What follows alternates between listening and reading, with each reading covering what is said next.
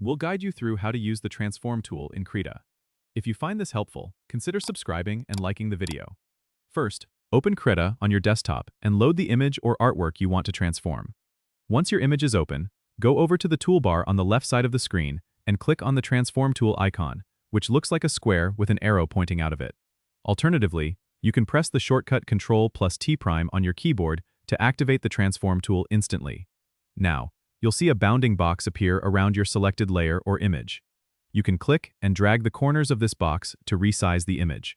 If you want to maintain the aspect ratio, hold down the Shift key while dragging. To rotate the image, hover your cursor just outside a corner of the bounding box until you see the curved arrow, then click and drag to rotate.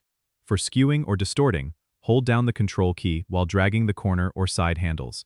If you need to move the entire image, simply click inside the bounding box and drag it to your desired location. Once you're satisfied with your transformations, press Enter to apply the changes, or ESC to cancel if you change your mind.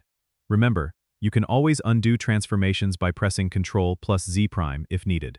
This tool is incredibly versatile and can be used to adjust, resize, and rotate images with precision.